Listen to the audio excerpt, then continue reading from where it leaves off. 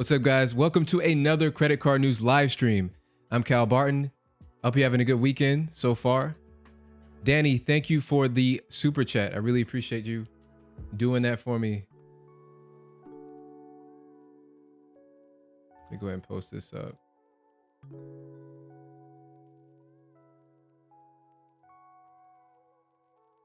So here we go. Give me a sec.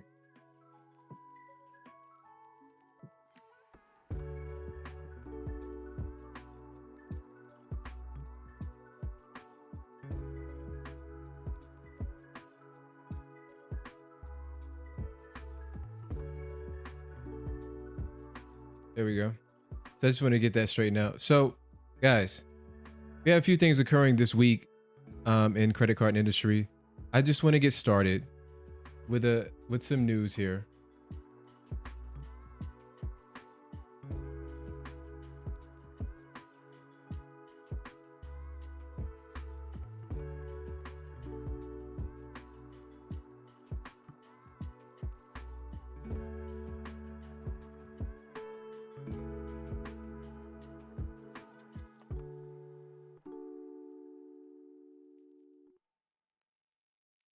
So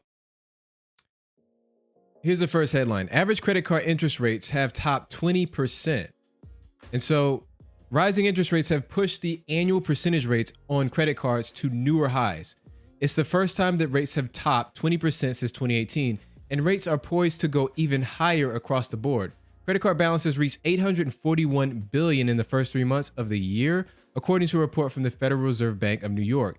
In the same time frame, 229 million people opened new credit card accounts, an increase from the previous year.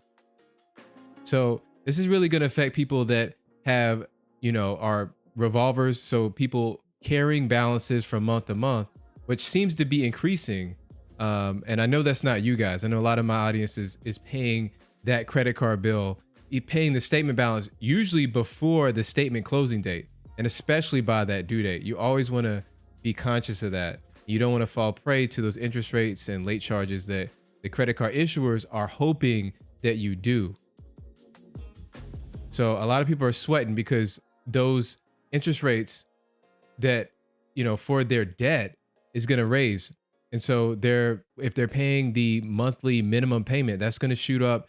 The length of time that it costs to pay off that debt is going to rise, and it's not looking good. So here we go. To tack on to that, inflation is causing 85% of Americans to adjust their essential purchases. And you can tell me down below, are you doing the same thing? I know we had a lot of, there's been a lot of press around gas prices and things like that. But here, you don't have to follow the news to know inflation is raging. Inflation in May of 2022 was up 8.6% from the past 12 months. A quarter of respondents selected that they only have a little wiggle room in their current budgets. 27% of respondents say budgets are already at the limit, and another 26% are over the budget. To make ends meet, approximately 40% of respondents with credit cards now rely more on them. And that's what I've noticed a lot, is that people, one of the major reasons that I think in the mainstream that many people use credit cards is for a backup plan. They use it for like an emergency plan. And you really don't want to do that with credit cards. You want to use them strictly for their rewards, or you want to use them for the protections that they provide you, from not having to dip into, have that grace period that they give you of like 25 days. And then also not initially, you don't have to use the money in your checking account, and you have sort of that cushion of time between making the purchase. Maybe it was a fraudulent purchase, which we'll get to later in the stream, and that offers an added layer of protection to recoup the money that you've paid in, to recoup that money in the event that you were defrauded, or there was a double charge, which happens from time to time. So it goes on to say As for a balance, 26% of respondents have recently started carrying them on their credit cards, in addition to 38% who were already carrying a balance. Despite this new reliance, 64% of respondents are very concerned that rising interest rate will impact their debt. And I've seen this in explanations from, some forums. Sometimes the people from the credit card industry will dip into the forums and answer questions. And I've seen it from a few interviews that credit card companies are counting on people who initially don't carry a balance. They are counting on most people eventually carrying a balance. So eventually you're going to become a profitable customer from the standpoint of paying interest and carrying that balance from month to month. They know that by and large, when they average it out over a long period of time, the majority of people will carry that balance. So it's really important that you sign up for automatic payments, and you want to automate that process as much as possible. I'm a big advocate of that. And so you really want to use a credit card just for transacting, just for moving money through the credit card issuer and the payment network, so that you can get back those benefits of, added security and those benefits of, travel rewards and cash back.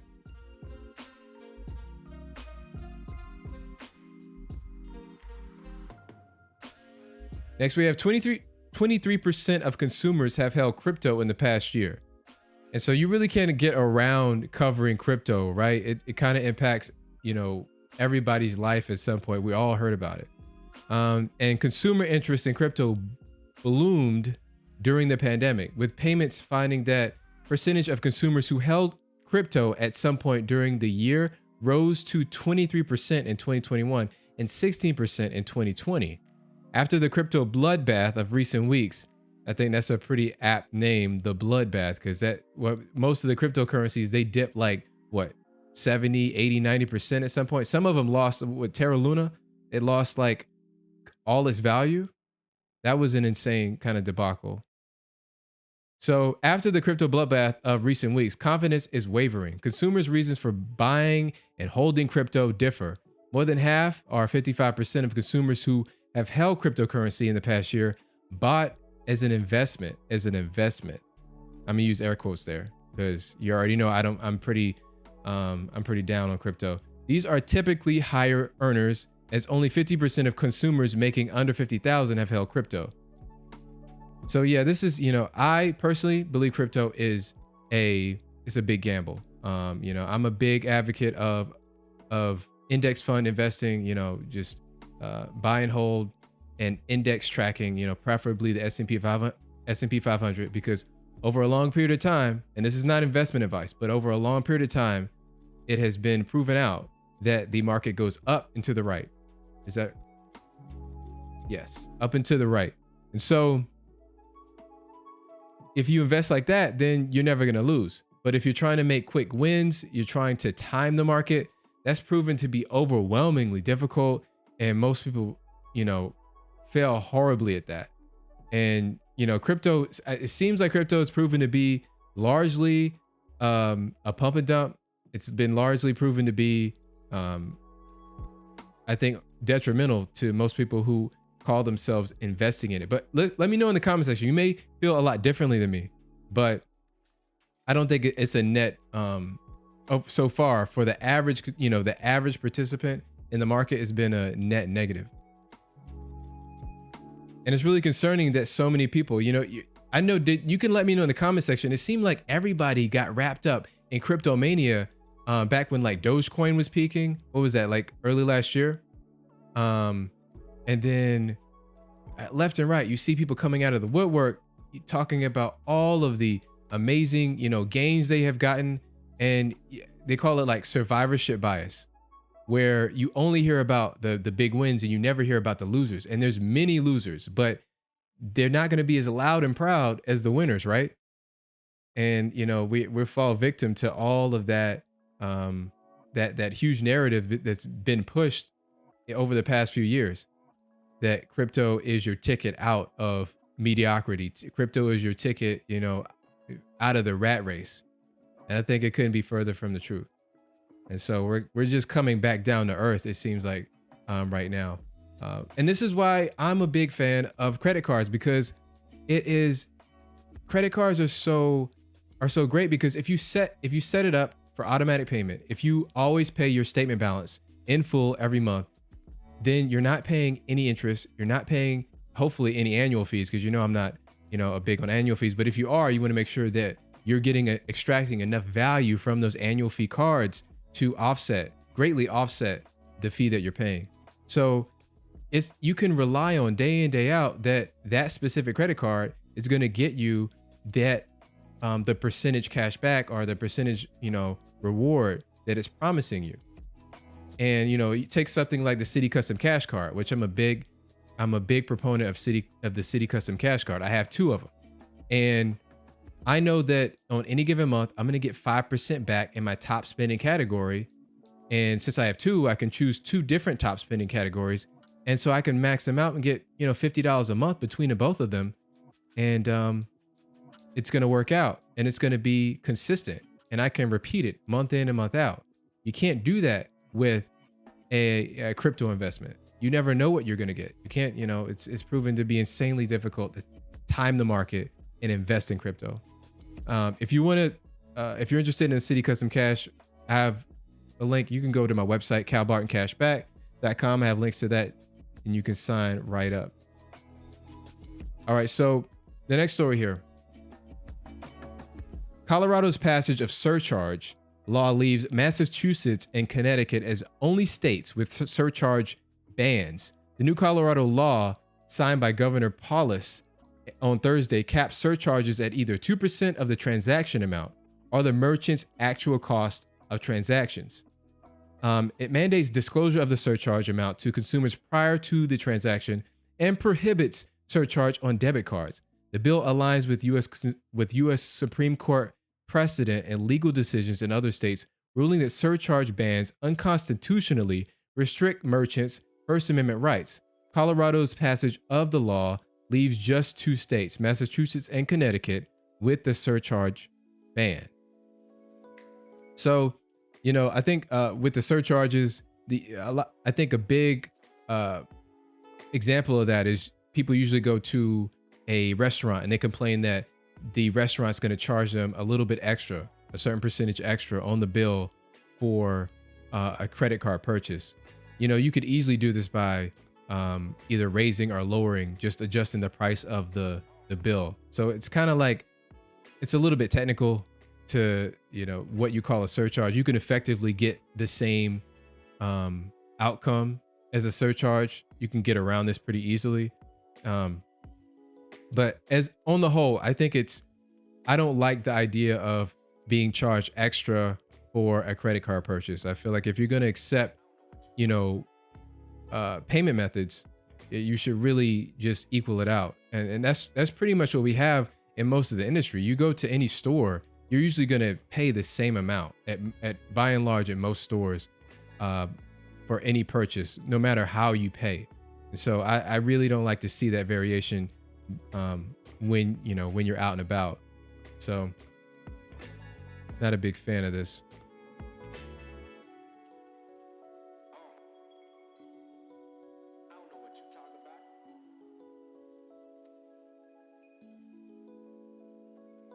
So here we go. We have a fintech startup. It's called Kashish. I hope I pronounced that right. They want to help financially strained customers to say bye to buy now, pay later services. So this buy now, pay later product, buy now, pay later products have become incredibly popular with users. And both startups and tech behemoths such as Apple have taken notice, but buy now, pay later companies have attracted some controversy. For encouraging people who are less financially secure to take on debt without fully explaining the associated risks. I mean, isn't that credit cards, right? I mean, it's kind of, they function in a very similar way. At some point you have to really assess how are businesses supposed to make money? They have to make a profit. So they have to, in this instance, they are charging you for borrowing money. The service is you get money that you didn't have before, and you get to pay it off later. So you're basically renting money.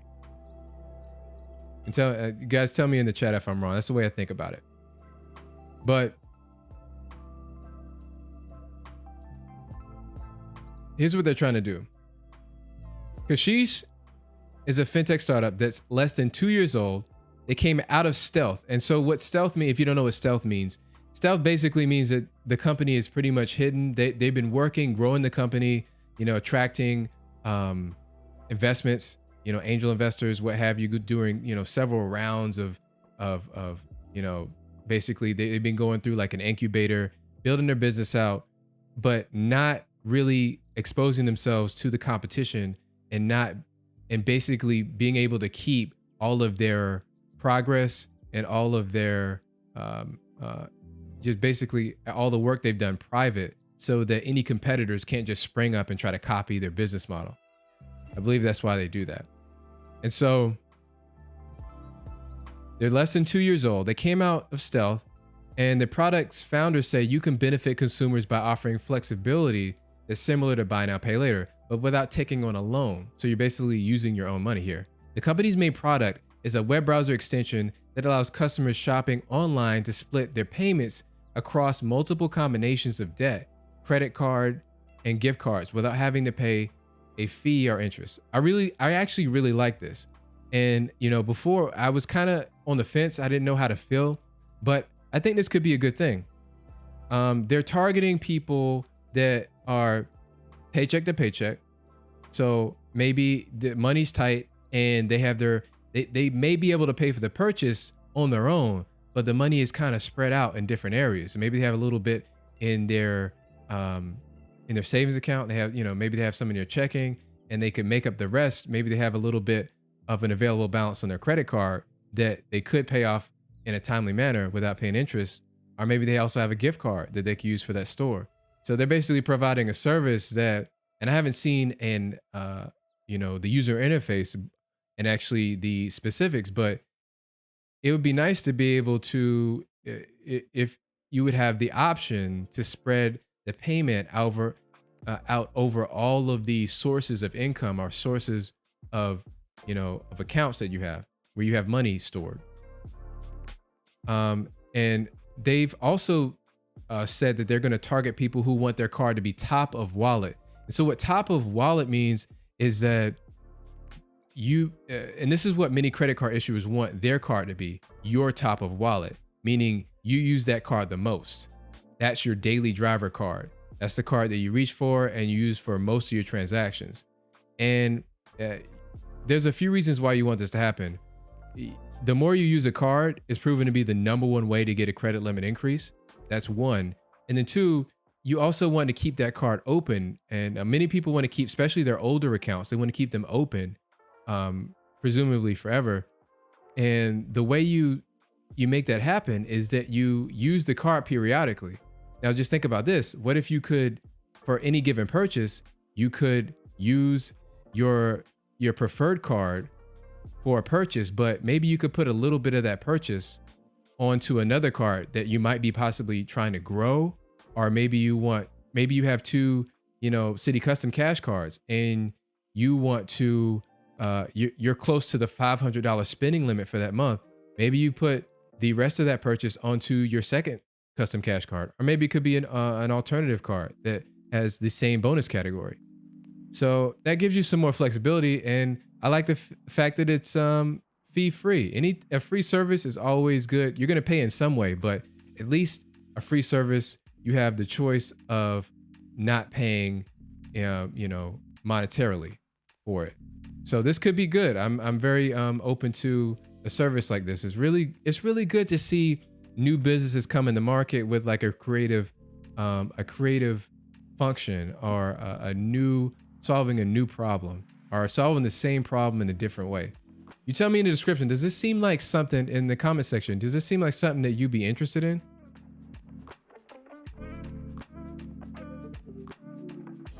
So Next, we have I found this really interesting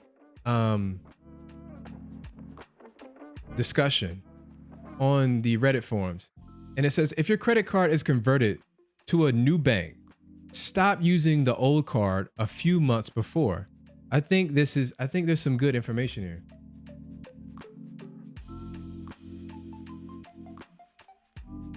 So it says, for instance, let's say you have a Southwest airline card with Chase and Bank of America buys the portfolio. So you have an airlines card with Chase and Bank of America buys that portfolio.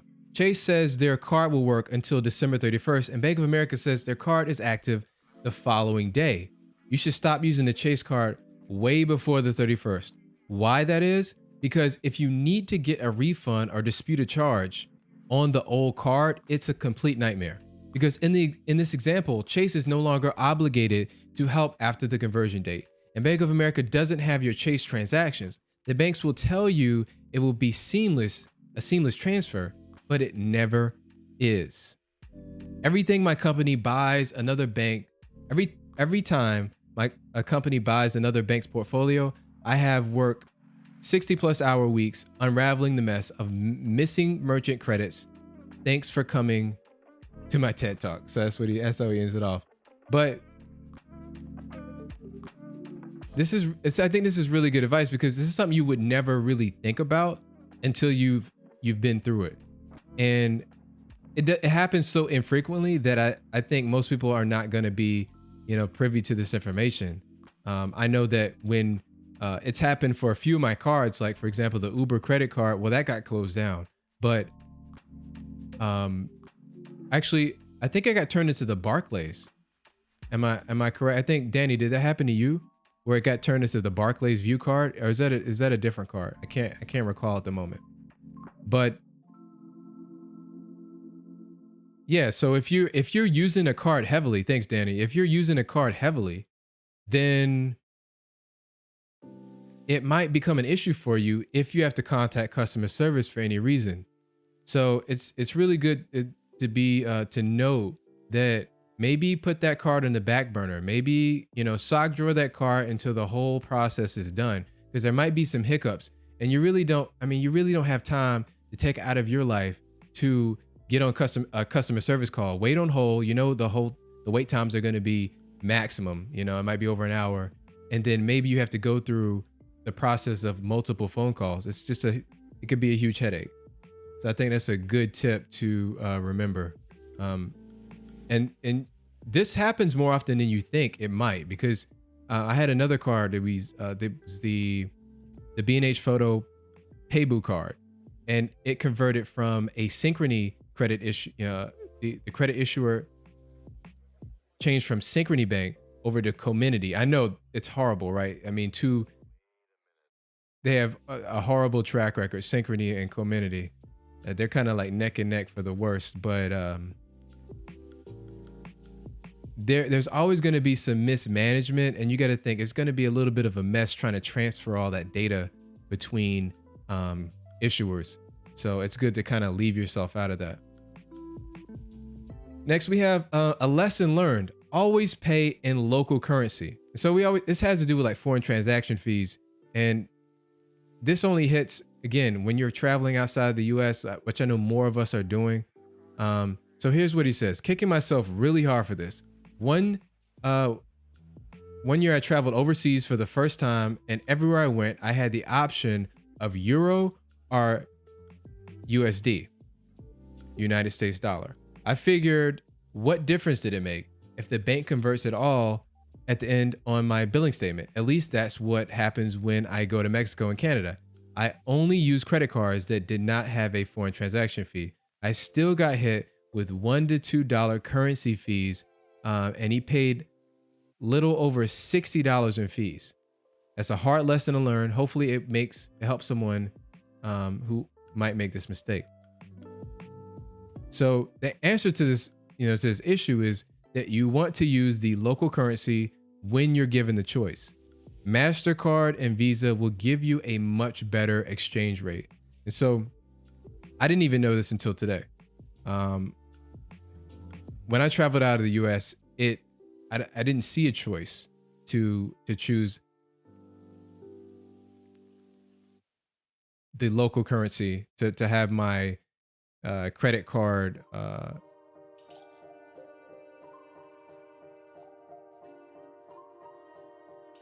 to have the bank converted, or the local, I guess. I didn't see that choice available. But it's very notable that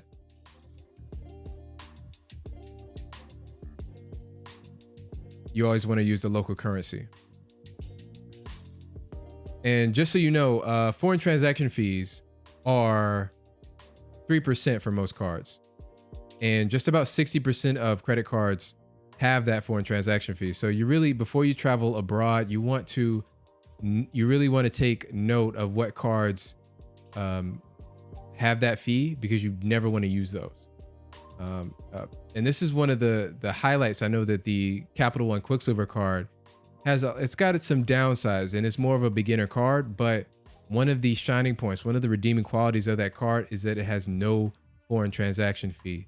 So when you basically break down the competitive cards, the other cards that it competes against that don't have a foreign transaction fee, it starts to look like a better card.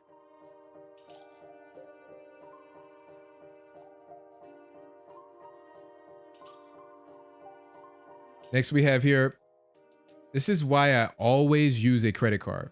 So this person, he says he went to the grocery shopping, and I used my City Custom Cash to pay.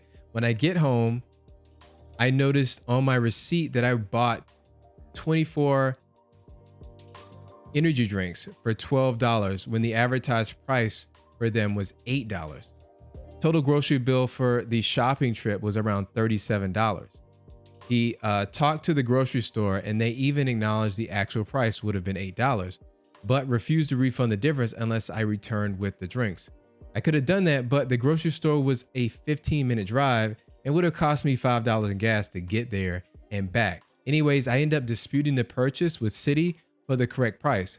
Instantly, the dispute gets resolved because of the incorrect amount, and I get a $4 statement credit from Citi. The protections of buying on a credit card cannot be understated. Always nice for the big banks to at least somewhat have your back. Paying on a debit card will never compete with this. So, this is definitely, example of when you're using a credit card, you're using other people's money, and you have that grace period of 25 days or so, and during that time, that money is still in your account. So you have some time in between that money being taken to handle any sort of issues. And another bright spot is that they offer credit cards, because they're competitive and because they're already making money. They offer you these nice benefits of being very lenient to basically recouping any money. And if you have any fraud, they'll protect you pretty much at any point. And you just don't get those protections with a debit card. They'll have to go through most likely a lengthy, investigative process. And then the whole time through that process, you're going to be out of that money. So that money is not going to be in your account.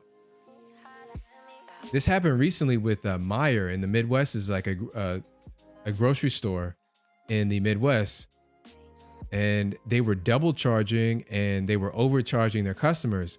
And the customers would call the bank, and the bank told them, "Hey, that's an issue with Meijer. You got to take it up with them. They got to rectify that for you." And people were going weeks without having any sort of refund amount. What if that was all you had in your account? Hopefully you're not using cards and you have some money in your account, but what if you needed those few dollars that they took? Or maybe it was a few $100s. Who knows? You would have some other, courses of action to take if you're using a credit card. And I feel like that's an undervalued part of using credit cards. It's not really spoken about too much, but in this instance, it definitely worked out for them.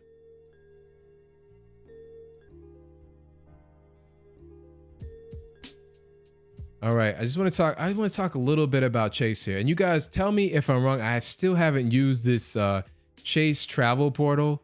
I haven't used it yet. I've been looking at it. The 5% looks nice to me. It's very interesting. But I'm seeing, you know, story after story. And you're going to see over the next 2 slides why I'm a little hesitant about using the Chase travel portal. So this guy, he just found out Chase sold him a room, but they marked it up from 133 to 203 when booking through the Ultimate Rewards portal. So the exact same room, all the same setup, you know, with the dates and the type of room. And it was what, $70? Over $70 more through the Chase travel portal. I mean, you definitely want to price shop, but that's a huge difference. And I think the reason that you see these different credit card issuers offering travel portals is because it's beneficial, it's profitable for them. You saw Capital One, they just came out with their travel portal offering 5% back just to match what Chase is setting up. But you got to think they're making a good profit on this, that they're making so much of a profit that they're offering you 5% back on those purchases. You know, I'm going to get into another story here. This is concerning, but you definitely want to, you know, compare prices whenever you're shopping, but it should be closer than that. Don't you think? Here we got another story here. It says, warning, don't use Chase Ultimate Rewards travel portal for flights. So he says, so half a year ago, I purchased flights to Europe for cheap, possibly the only way I could afford to travel there. I found them on Kayak, but decided to take that information to the Ultimate Rewards travel portal and get the 5% there. What has ensued is a disaster. I am not sure if they are just not equipped to deal with the high volume of flight changes, but I have had several flight changes or cancellation notices arrive after booking with them. All of them come with a phone call, text, and email, and make the decision to change flights easy. But tickets were changed and canceled, and Chase didn't notify me. They didn't know until the day of my flight and spent 3 hours on the phone with Chase. No flights available, refund on the day of my flight, and lost out on a vacation. So I think this is revealing some problems and with Chase, right? With the travel portal in general.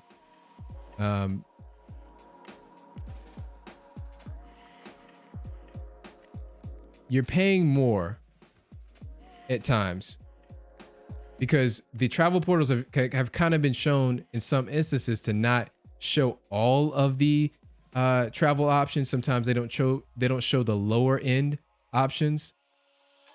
And you know, you're always going to end up with a worse experience when you're introducing a middleman, because this travel portal is a middleman.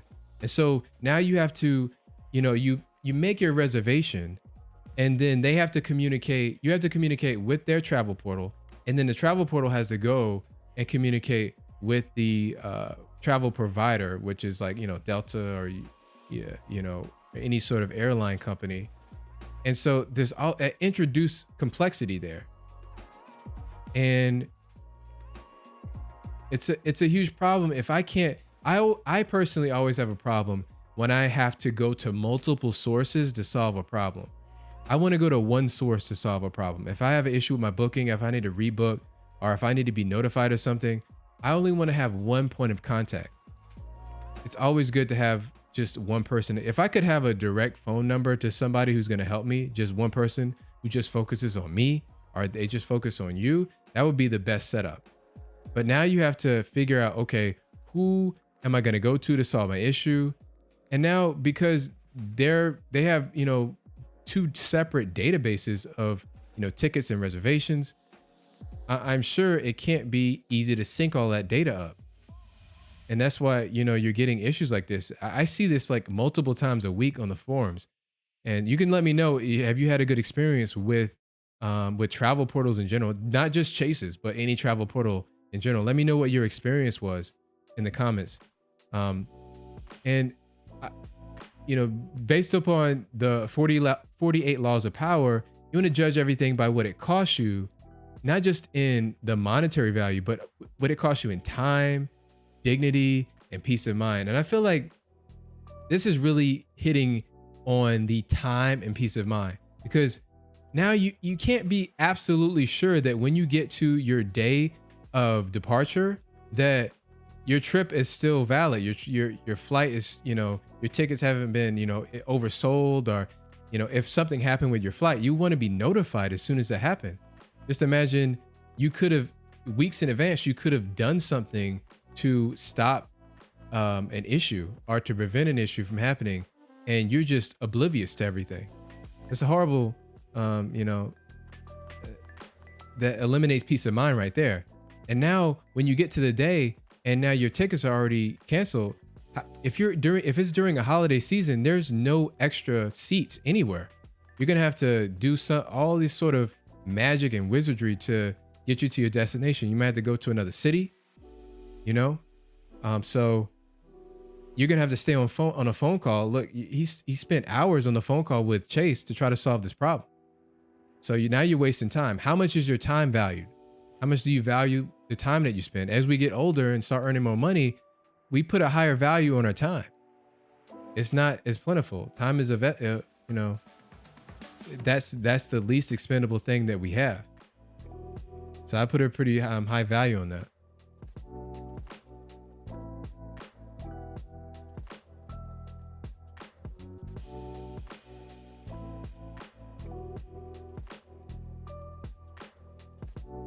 All right, I just want to remind you guys that Webull still is, I believe it's going to be ending in a few days. They still have the 6 free stocks available. All you have to do is sign up for an account with Webull, which I've done like 2 years ago. It's a brokerage account. All you have to do is deposit 1 cent. And I've had a few people already do this, and including in my family, have gotten about $35 back in free stocks. And all you have to do is deposit 1 cent. That's all it requires, and you get 6 free stocks. And I have a link in my description right now in my comments. It's a pinned comment. So if you're interested in that, that's free money, and it's just a good thing to go ahead and check out. And this is an example of what it's just a screenshot of the stocks that were given to someone that recently signed up for a Webull account and just deposited 1 cent. So it's good to go. And then if you need any credit cards, if you're interested in, Chase, Discover, Amex, just head over to my website. I have them available there. You just got to click on one of the links and it'll get you right to what you want to see. I want to see what are you guys talking about here? Oh, Just Ron, what's up? How you doing? Welcome to the stream.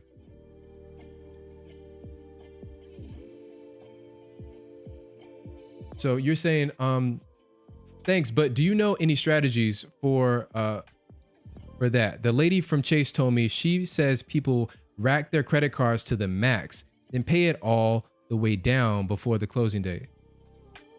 So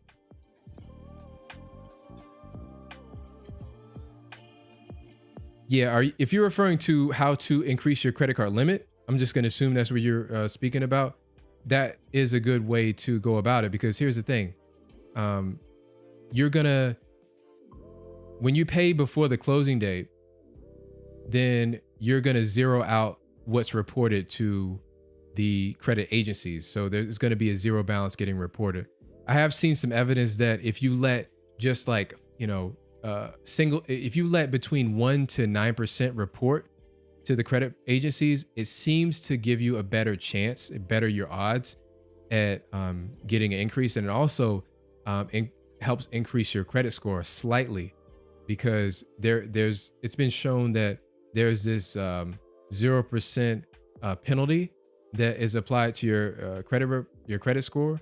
And so the credit agencies like to see at least a single digit percentage of credit card usage.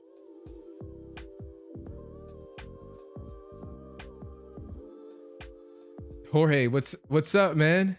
So you're saying, what's the better platform, Expedia or Chase's travel portal? That's tough. I'm not sure. I don't have much experience with the travel portal. I'm gonna tell you right now off the bat. Maybe you guys can help in the comment section. I have not used Chase's travel portal.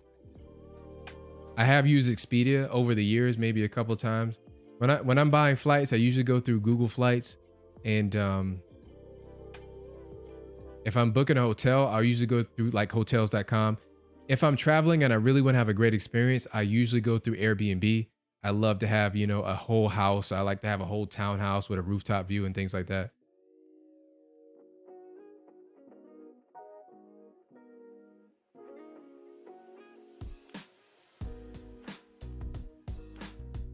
Just around me saying it, I used Trace's travel portal and it was pretty good. I used Expedia too. They switched flights on me, but both were good. Okay, so it switched the flights up on you. That's a little. Well, we have somebody with a good experience here. That's encouraging.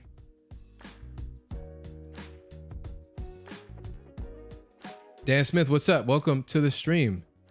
So you're saying any card picks for someone with low income but good credit?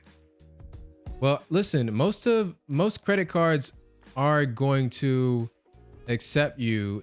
Your income doesn't really play a role in getting accepted. But I know you didn't say that in particular, but I just want to let you know, for most cards, you can still get accepted or get approved for the card. There's only a few cards, like if you're going for something premium, like the Chase Sapphire Preferred or Reserve, those have like $5,000 and $10,000 minimum starting limits respectively. But I always tell people, start with a good 2% flat rate card, and then you want to add a bonus category card to that. I think Citi has the best cashback starter setup, and that's going to be the Citi Double Cash Card and the Citi Custom Cash Card. And so I believe the starting limit for those are around $500. That's pretty typical for most cards. And their credit limits top out about $25,000. So I would start with a 2% card if you don't already have one. And then if you already have that, get a Citi Custom Cash Card. I mean, everybody loves it. I have 2 of them. I mean, if you have any categories that you're spending $500 in per month, it's just an easy $25 a month in cash back. That's simple. I use it for groceries.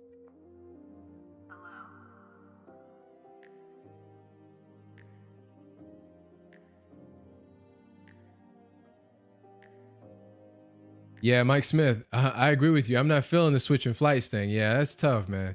I don't think I've had I've flown quite a bit. I haven't had a flight just switched up on me. I've had a flight delayed.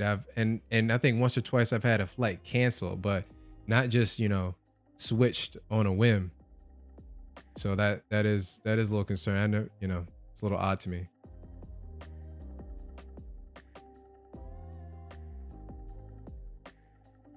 All right, just Rhyme, you're saying, I think Chase Flex reimburses you for flight cancellation if the airline cancels it, so you get back real money instead of flight credit. The banker showed me that. I like that. I like that fact. If I would have to look into that, but I like the idea of getting some sort of reimbursement. I know in Europe, there's actually rules on the book or laws that dictate if your flight is like delayed by a certain amount of time, that you have the ability to get reimbursed a monetary amount. So that I would love for that sort of regulation to be here in the US.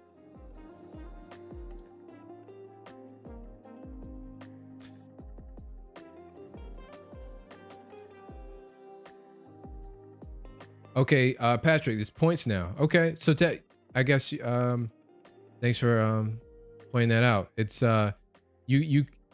you can earn points, but you can redeem it for cash back.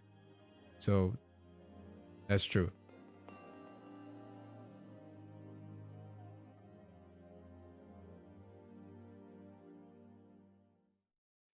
All right, Danny, you're saying what cards do I have in my digital wallet? I would have, just off the top, I have the 2 Citi Custom Cash cards. I have the Venmo credit card. So just to give you a little layout, for the Citi Custom Cash cards, I have one I use for groceries, and then one is kind of floating. Typically, I use it for dining. I get 5% back on dining. I have the Verizon Visa card. I know it's pretty unpopular, but I use it for my Verizon accounts because I get 2% back there, plus like $10 a month on each for my Verizon Fios and my Verizon wireless bill. but it gets 4% back in a grocery, I believe, and gas, and then 3% back on dining. So, and it's a metal card. So I might throw that back in the wallet, but I have it in my digital wallet, which I don't use too much at the moment. I also have the Capital One Quicksilver card, which I don't use it for digital purchases on the go, but I use it mostly for, I use the Chrome extension, and I use it for the ability to use virtual cards. So I like that ability. And then I have the SoFi credit card. And again, if you want to check out the SoFi credit card, sign up. I believe it's right now it's $50 that they will give you back for signing up.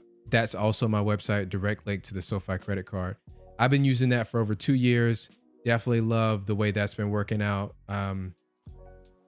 The good things about the SoFi credit card is that you at least start at a $1,000 starting limit for everybody. And there's no foreign transaction fees.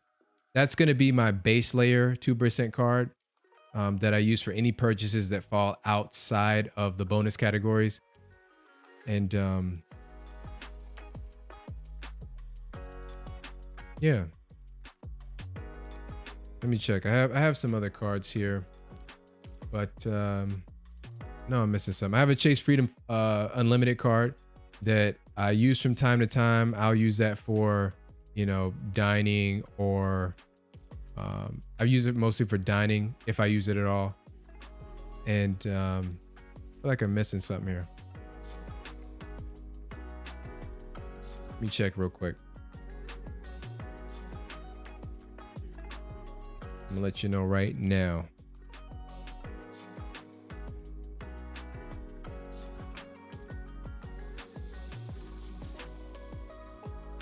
Oh yeah, I just got the Discover It card.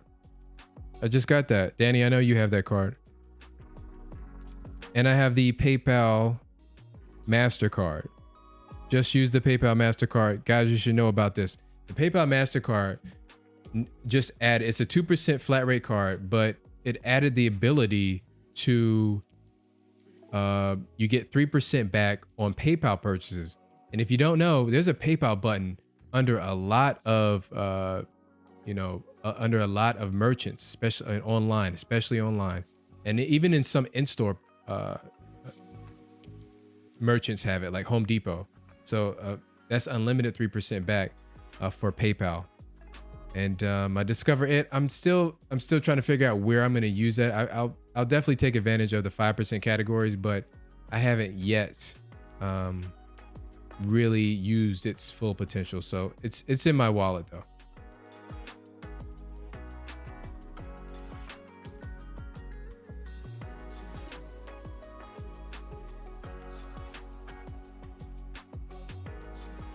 Yeah, Jorge, you're saying the double cash should remove the 3% foreign transaction fee. I agree with that. Unfortunately, it seems like more cards are trending towards implementing a foreign transaction fee. That's what happened with the PayPal card. It used to be a no foreign transaction fee card, but then they just tacked it on for some reason. Just Rhyme, do you have a video of all your cards you have? I haven't. I do have a video from like a year ago that included kind of my overall strategy. It's changed since then, but I just, I'll have to make that video sooner than later. I kind of been focusing on credit limit increases because that's what everybody wants to see, and that's what they want to find more information on. But I'll definitely be updating that video sooner. Thanks for reminding me.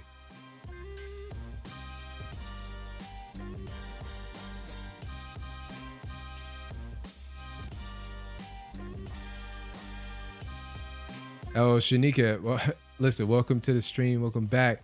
You said those, you love those metal cards. That's interesting. The metal cards are nice to handle. And I noticed that those videos, they seem to get pretty good views. So guys, do you like a good metal card? Does that make a difference for you? I mean, just sound off in the comment section. Do you like a nice metal card? There's like an Amex Platinum card. To feel that bare metal, does that really get you going? You really feel like, slamming that down? I'm interested to know. Ellen Beck, what's up? What's up, buddy?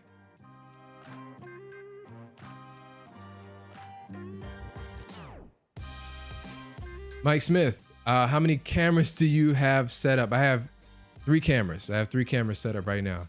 Should I like make it 4? I know some people have like a 6 camera setup. That's mostly for like video game streaming or something. Yeah, I have 3 cameras set up right now. Should I have like a top down shot? Should I have something like going down? You can see my keyboard. Let me know. DJ Bruce Wayne, what's up?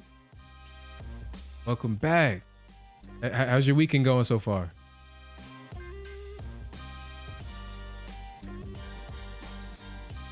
Yeah, Danny, like, guys, if you don't know, Danny's saying he misses his PayPal MasterCard. Synchrony Bank is the credit card issuer for the PayPal MasterCard and many other co-branded cards like the Amazon Store card and I think it's the Venmo credit card, the Verizon Visa card, so many of these other cards. But they are kind of known for some unsavory business practices where if, you know, for some reason, maybe for lack of usage, I don't know. Danny, shed some light on that. But they're known for completely canceling credit card accounts and just closing them down without a notice. They'll just give you hey, we close them down. So your cards are useless now.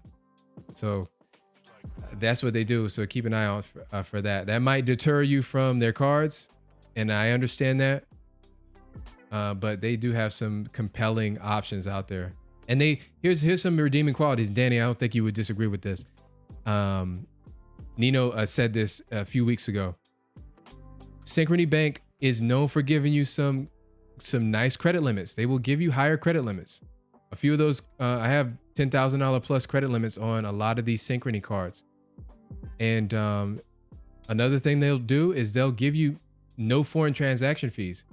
And another thing they do is that most of them are Visa. They work on the Visa payment network. So if you are a big Costco shopper, you know you need a Visa card, then the Venmo credit card is an underrated card for that purpose because it works on the Visa payment network.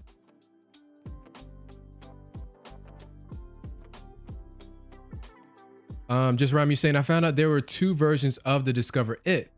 You got the one with revolving categories, right? I do have the one with revolving categories. I think there's a Discover It Miles card. I haven't really looked into that one too much, but that's a travel focused card with points. Bruce Wayne, you say what's going on with Chase? If you're talking about what I have going on with Chase, there's a lot of people who are having some issues with their Chase travel portal, and they're kind of voicing their issues with how the portal is it's a real hassle and a nightmare to deal with, canceling flights or rebooking flights or not being notified when flights are your travel reservations are changing. So they're having big issues with that. And it's gonna always be people are gonna make a bigger deal because it's really a bigger issue when you're on the move. When you're stuck in like a faraway location, things are gonna hit different. When you can't get home, you have to sleep in the airport overnight, or when you're stuck in the Bahamas for another 2 days. Things are gonna it's gonna be a bigger issue for people. You saying just rhyme? I think Discover It has no foreign transaction fees. That's correct. For Discover does not. I don't think any of their cards have foreign transaction fees. That's a good point.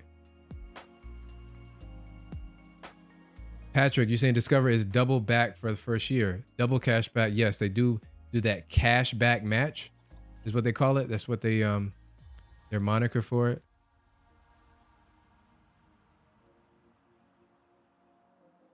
Yeah, Darren, what's up? You're saying is there a difference between the Discover It and the Discover Balance Transfer card? They seem identical. I'm not familiar with the Balance Transfer card, so I'm not sure. I wish I could help you there.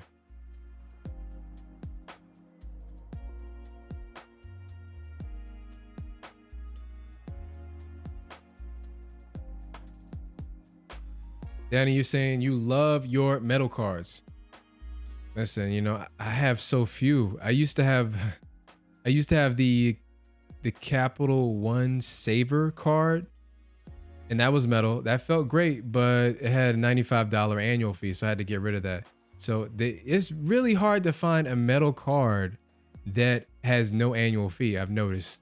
So the Verizon Visa, if you have Verizon Wireless, I think that's a decent card to have in the lineup, especially because of the number of bonus categories. You're getting groceries, gas at 4% back, and you're getting 3% back on dining. Those are some big hitter categories, and it's metal.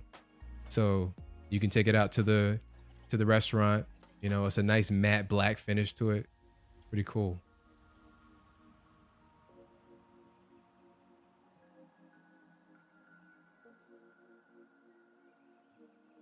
Okay, Patrick, this is interesting. You're saying that metal cards don't fit in a card clip.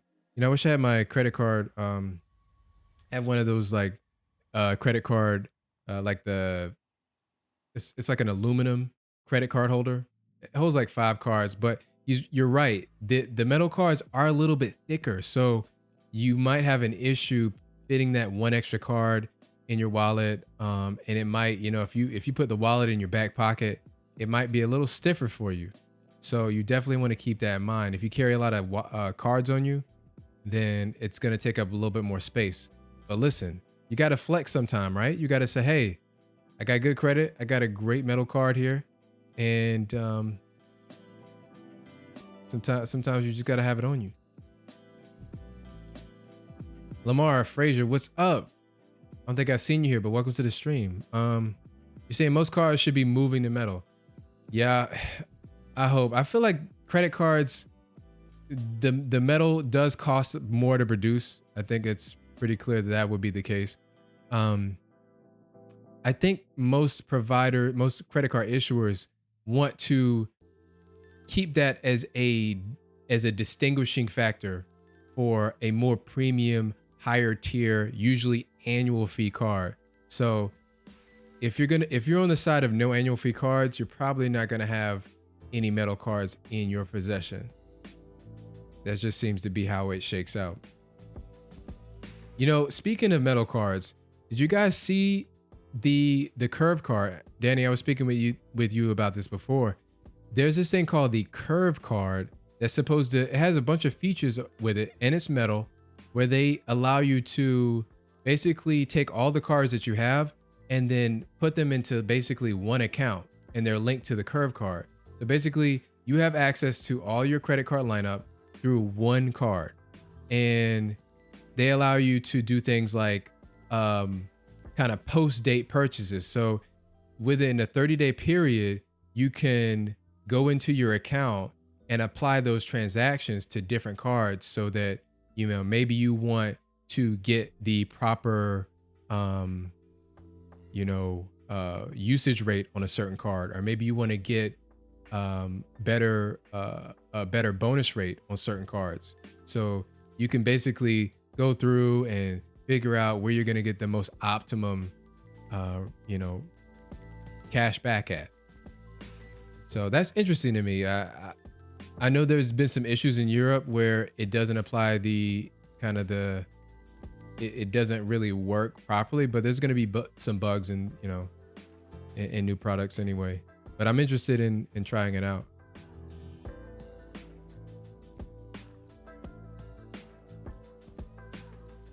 Or hey, you're saying materials don't even matter. They don't matter. What are y'all talking about? Earning cash back for every purchase is my main source of side income. Two things, Jorge. I like the idea of side income. I call it a side income, and a lot of people don't even call it an income. But if you're getting money back in some way, and it's notable, I think you can get a considerable amount of cash back or travel rewards every month. And you can pay a bill. You can pay, some people can pay. You can pay a water bill with that. So I think it's pretty notable as income, and it's reliable, which I spoke about earlier. Because if you use your card the right way, you just transact with it, you never carry a balance, you're always going to have a little bit of extra income that you didn't have before. Materials, I'm sort of with you. I don't put a lot of um, favor, or I don't put a lot of emphasis on the material. It's nice to have a metal card. You know, it's like a quality of life thing. But yes, the cashback rate is the most important thing to me with a card. So I agree with that.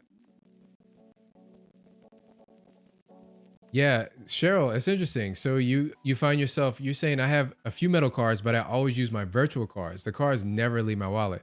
You know, I'm pretty much the same way. I Most of my transactions really happen at the grocery store these days, and I'm always using my phone to kind of swipe up and use those virtual cards. And I can see that. I don't think it's interesting because I feel like in recent history that wasn't the case. So it's kind of interesting to know that more people are adopting using those digital wallets.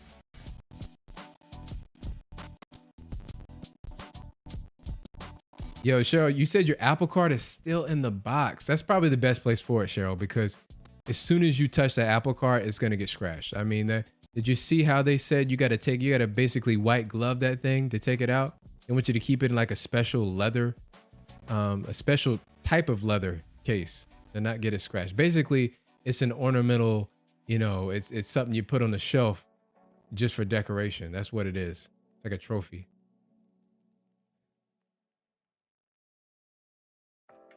Yo, DJ Bruce Wayne, I gotta experiment with that. You're saying you gotta create a credit card cam only for credit card shots. Um, a great close-up camera. Yeah, that's a good idea. Thank you for that. I'm gonna look into that. You can see all the, you know, the wear and tear on the card, or you can see, you know, if I'm unboxing. I haven't done any unboxings. Let me know if you're interested in those unboxing videos. I feel like I don't really have. I mean, the cards that I get are usually coming in like a very low key envelope. I don't feel like the unboxing is too impressive. You know, those Amex cards, they come in what, like a wooden box. You know, it's been like custom made.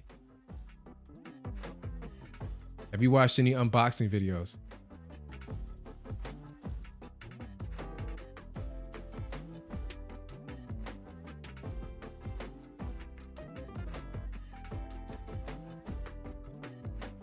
Oh, Shanik, you said love the medals. They are sexy to me, especially on classy dinner dates. Okay. All right. Listen, they sound good when you drop that metal onto like a, you know, a dense surface. You hear that, you know, that ding, that ding. That's good. It is satisfying. They're like 5 times the weight. I think the a plastic card weighs like 3 grams, but a metal card can weigh up to like 20 grams. It's insane. Danny, you saying yeah, they'll give you high limits and credit limit increases are easy to do, but it's also a trap. So you're speaking about Synchrony. If you have too much credit with Synchrony, they'll definitely shut you down. Wow, that's you're scaring some people here, Danny. I know, but listen, what happened to you was I know it had to be jarring. I've never you know, I couldn't imagine if I got a notice and said like 5 of my 20 cards were like closed down. That would be just that dreadful.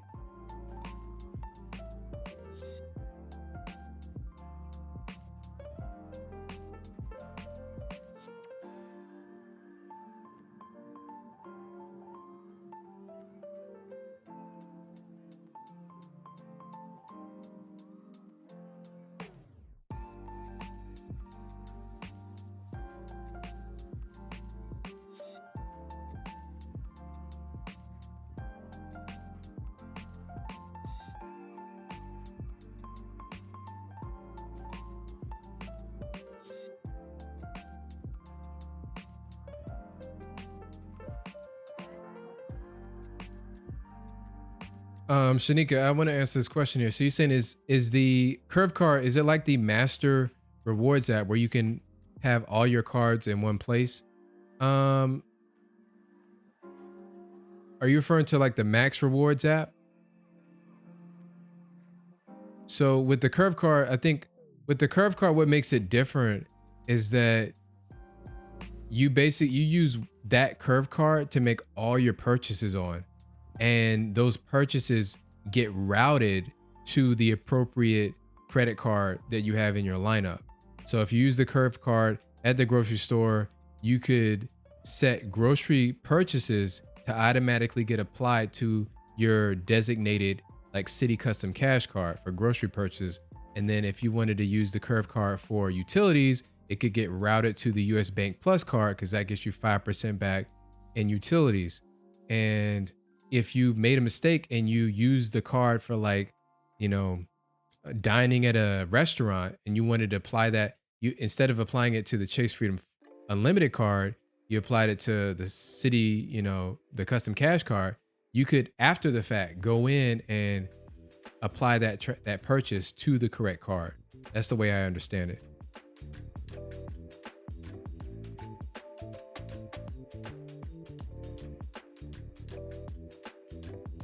Darren, you're saying definitely do some unboxing videos. One day your channel will grow to the point that you will be unboxing cards out of boxes. Wow, listen, that would be to get one of those exclusive, like, you know, super exclusive cards that you have to be invited to have access to. That would be awesome.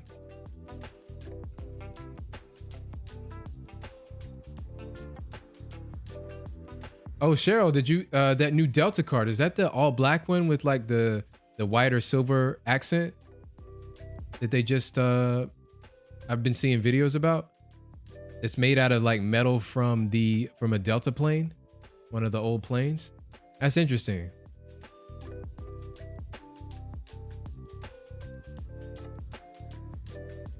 Okay, cool. See, that would be cool. That would be nice to unbox. And that's kind of like a limited edition, like a, you know, a limited colorway to have.